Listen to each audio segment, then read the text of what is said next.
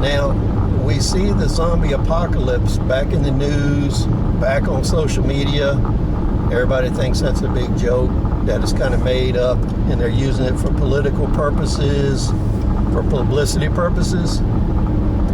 But what we're going to talk about is the reality.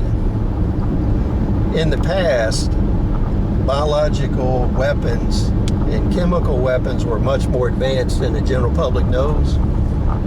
There was a class of weapons that was designed to create hysteria, murderous, berserk activities, so that when you hit a population with that, they would basically destroy themselves.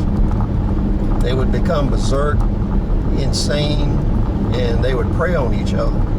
The problem with that type of weapon was they found you couldn't use it in proximity to your own troops, because the berserkers would not recognize the difference in the two sides that were at war. The other thing is you had to use it far enough away from your troops that it wouldn't affect your people. With normal biological weapons and chemical weapons, you'd use protective equipment, protective clothing, and use it in proximity to your own troops on the enemy. But there are certain kinds of bio and chemical weapons that they don't have a protective posture against.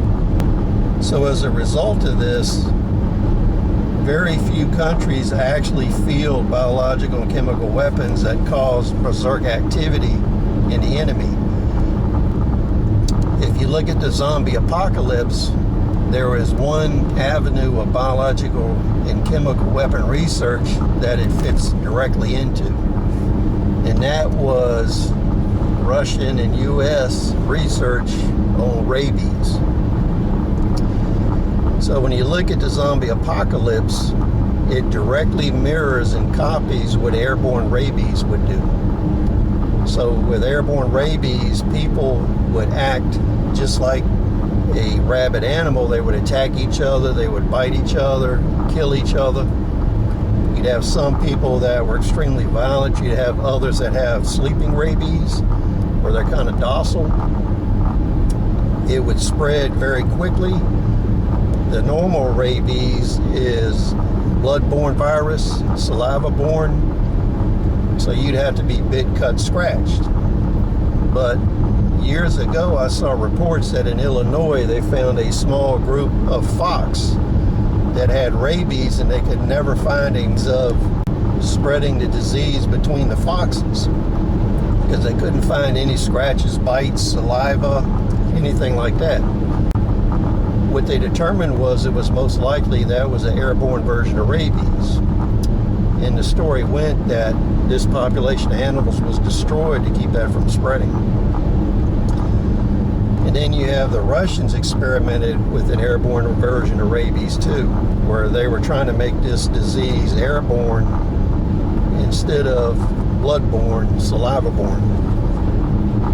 So when you look at this and you take the advanced state of biologicals, DNA enhancement, DNA modifications, RNA modifications, you can see that it's possible you could have a real zombie apocalypse based upon a biological weapon that converts rabies to a airborne strain. And as in the past, this would be a berserker type biological weapon. So you would expect it to be used in large cities, in population areas away from your own combatants. And the problem with a weapon like this is if you deployed it, how are you going to stop the spread of it? Because it's kind of like COVID-19. You have a city and then you have 6 million people in that city get on airplanes and travel all over the world. It'd be a global pathogen. So the possibility of a zombie apocalypse is not the funny ha-ha propaganda they put out. With today's technology, it could be a very real possibility. So in the comments, let me know if you agree, disagree. Please rate, comment, subscribe. We'll see you on the next episode.